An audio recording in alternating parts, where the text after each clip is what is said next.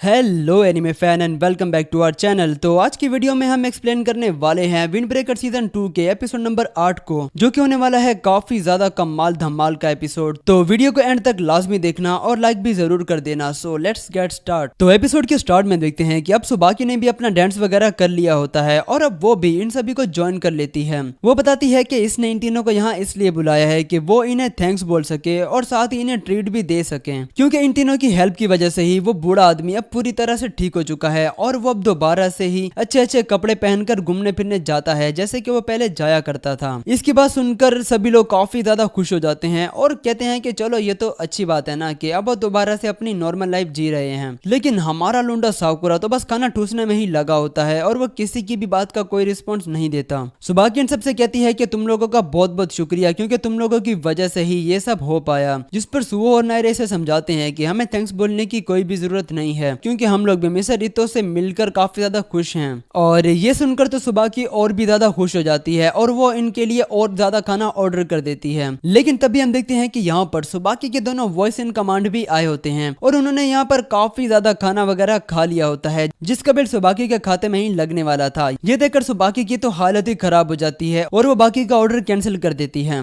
नीरे सुबाकी से कहता है कि ट्रीट तो बहुत अच्छी थी, लेकिन उससे भी ज्यादा अच्छा था उसका डांस, जो कि मुझे बहुत ज्यादा पसंद आया। ये सुनकर सुबाकी काफी ज्यादा खुश हो जाती है और नायरे इसे भी अपने डायरी में नोट कर लेता है कि सुबाकी कितना अच्छा डांस करती है। और साथ ही वो उससे पूछता है कि वैसे ये किस तरह का डांस था और तुम ये डांस करने के लिए इतना दूर क्यों आती हो और ये डांस तुमने कहाँ से सीखा। जिस पर सुबाकी से बताती है कि इसे पूल डांस कहते हैं और इसने ये डांस ऑनलाइन वीडियो देखकर सीखा है और वहाँ फीरन में इनके आसपास कोई भी ऐसा पब या बार नहीं है जहाँ पर वो ये पूल डांस कर सके, तो इसीलिए वो यहाँ इतनी दूर आती है इस पब में। और तब यहाँ पर रोपो इचिजा गैंग का चेयरमैन यानी कि कांजी आकर बताता है कि सुबाकी ने यहाँ पूल डांस करने के लिए इस पब के ओनर से इतनी ज्यादा रिक्वेस्ट की थी कि वो भी इसे मना नहीं कर पाया। लेकिन तभी सुबाकी कांजी से आज की हुई फाइट के बारे में पूछती है और कहती है कि उसने ये सुना है कि हमारे फर्स्ट ईयर के स्टूडेंट्स ने यहाँ कुछ शराबियों की लड़ाई वगैरह को रोका था। ये सुनकर कांजी कहता है कि अरे हाँ हाँ ऐसा ही है, ये लोग तो काफी अच्छी फाइट करते हैं और उन्होंने हमारी काफी ज्यादा हेल्प की थी और ब्ला ब्ला ब्ला। खैर सुबाकी कहती है कि ये काम तो रोपो इचिजा गैंग का है ना, क्योंकि तुम लोगों को उन्हें रोकना चाहिए था, ना कि हमारे फर्स्ट ईयर के स्टूडेंट्स को। असल में ये जो रोपो इचिजा गैंग है उनका ये काम है कि जो भी लोग यहाँ शराब वगैरह पीकर हंगामा वगैरह कर रहे होते हैं तो उन्हें ये लोग रोकते हैं ताकि वो यहाँ रहने वाले लोगों को परेशान ना करें और यहाँ रहने वाले लोग शांति से अपनी जिंदगी गुजार सकें। ये सुनने के बाद नायरे कांजी से कहता है कि तुम्हारी गैंग भी बिल्कुल फ्यूरियन की तरह ही है। जिस पर कांजी कहता है कि ऐसा नहीं है, क्योंकि हम लोग तो बस छोटे मोटे मसले ही देखते हैं, लेकिन उम्मे मियां ने फ्यूरियन को तो अलग ही लेवल का बनाया है जो कि किसी भी बड़ी से बड़ी प्रॉब्लम को सॉल्व कर सकते हैं। पहले ये सभी लोग बातें वगैरह कर रहे होते हैं कि तभी स्टेज पर शिजुका आ जाती है गाना गाने के लिए और शिजुका की आवाज इतनी ज्यादा अच्छी होती है कि उसका गाना सभी लोगों को बहुत ही ज्यादा पसंद आता है। और उसका गाना खत्म होने के बाद सभी लोग जोर जोर से तालियां बजाने लग जाते हैं। गाना खत्म करने के बाद शिजुका सीधा आती है सुबाकी से मिलने के लिए और उसके हाथों पर लगे बैंडेजेस को देखकर सुबाकी से पूछती है कि तुम्हारे हाथों पर क्या हुआ है और तुम्हें ये चोट कैसे लगी। जिस पर शिजुका बताती है कि अरे कुछ नहीं, मैं तो बस वैसे ही फिसल कर गिर गई थी जिस वजह से मुझे ये चोट लग गई। क्योंकि सुबाकी को अभी तक ये पता नहीं होता जिन लोगों ने साकुरा और सुबो से फाइट की थी वो कोई शराबी नहीं बल्कि वो भी काफी ज्यादा खतरनाक गैंग थी जो कि यहाँ शिजुका को किडनैप करने के लिए आए थे। और क्योंकि अगर ये सब सुबाकी को पता चल जाता तो बहुत बुरा हो जाता और फिर किसी की भी खैर नहीं होती, क्योंकि सुबाकी शिजुका को अपनी छोटी बहन मानती है और उसे काफी ज्यादा प्यार करती है। और कांजी कहता है कि वैसे भी ये सब हमारी डिस्ट्रिक्ट का मामला है तो मैं फ्यूरिन वालों को इन सब में नहीं घसीटना चाहता। लेकिन तभी एक बंदा भागता हुआ आता है और वो कांजी से कहता है कि यहाँ बहुत सारे अनजान लोग घुस आए हैं और वो यहाँ पर वायलेशन कर रहे हैं और वो लोगों को तंग कर रहे हैं और मुझे तो ये वही लोग लग रहे हैं जिन्होंने हमसे थोड़ी देर पहले फाइट की थी। जिस पर सुबाकी कहती है कि इसका क्या मतलब हुआ कि ये लोग वही हैं जिनसे थोड़ी देर पहले फाइट हुई थी। कांजी कहता है कि मैं फाइट के बाद इस बारे में सब कुछ बता दूंगा, लेकिन अभी के लिए प्लीज आप सभी लोग यहाँ शिजुका के पास रुको और मैं जाकर वहाँ देखता हूँ। लेकिन सुबो, साकुरा और नायरे तीनों इसके साथ जाते हैं। साकुरा कहता है कि अगर ये वही लोग हैं जिनसे हमारी थोड़ी देर पहले फाइट हुई थी तो अब ये तुम्हारा मामला नहीं है, अब हम लोग भी इसमें इन्वॉल्व हैं और अब हम तीनों भी तुम्हारे साथ जाएंगे। जिसके बाद ये सभी लोग भी उनसे लड़ने के लिए वहाँ पहुंच जाते हैं और हम देखते हैं कि वहाँ पहले से ही रोपो इचिजा गैंग के कुछ लोग उनसे फाइट कर रहे थे। वैसे तो वो उन सभी को बहुत अच्छी टक्कर दे रहे होते हैं, लेकिन फिर भी दूसरी गैंग के बंदे काफी ज्यादा होते हैं और इसका उन लोगों को काफी ज्यादा एडवांटेज होता है। और इसके बाद इनकी गैंग के एक बंदा आगे आकर कहता है कि हम लोग काफी ज्यादा हैं तो तुम लोग हमें कभी भी हरा नहीं पाओगे, तो तुम्हारे लिए यही अच्छा होगा कि तुम शिजुका को चुपचाप हमारे हवाले कर दो। लेकिन तभी कांजी भागता हुआ आता है और इस बंदे को एक जोरदार लात दे मारता है और उसकी फाइट देखकर ये साफ साफ पता चल रहा था कि कांची काफी स्किल्ड फाइटर है। और इसके बाद ये सभी लोग भी उन सभी को बहुत ज्यादा बुरी तरह से मारना पीटना शुरू कर देते हैं और उनकी बहुत बुरी तरह से धुलाई पिटाई करते हैं। और ये फाइटिंग सीन मुझे सचमुच में काफी ज्यादा पसंद आया था। फिर इसके बाद ये सभी लोग एक दूसरे से लड़ना शुरू कर देते हैं और दो बंदे कांजी पर अटैक कर देते हैं। एक बंदे को तो कांजी हैंडल कर लेता है, लेकिन दूसरे बंदे को साकुरा किक दे मारता है, जिस पर कांजी से कहता है कि बहुत अच्छे साकुरा, तुमने तो फिर से मेरी जान बचा ली। साकुरा कहता है कि नौटंकी करना बंद करो, क्योंकि अगर मैं बीच में ना भी आता तो फिर भी तुम अकेले उन सभी को हैंडल कर लेते हैं। इसके बाद कांजी भी साकुरा को बैक करता है और उसे बचाता है और इस पर वो कहता है कि अब हमारा हिसाब बराबर हो गया है। और साथ ही ये दोनों मिलकर सभी बंदों की बहुत बुरी तरह से धुलाई पिटाई करते हैं। और दूसरी तरफ हम देखते हैं कि सुवो और ये बंदा साथ मिलकर सभी को बहुत बुरी तरह से पीट रहे होते हैं। ये लोग इन सभी से फाइट कर रहे होते हैं कि तभी यहाँ शिजुरी नाम का एक लड़का और काफी ज्यादा बंदों को लेकर आ जाता है और वो कहता है कि उस लड़की को मुझे दे दो, क्योंकि मुझे उसके अच्छे खासे पैसे मिले हैं। शिजुरी ने देखकर कहता है कि तुम सभी लोग तो पक्का रोपो इशिजा गैंग से लग रहे हो।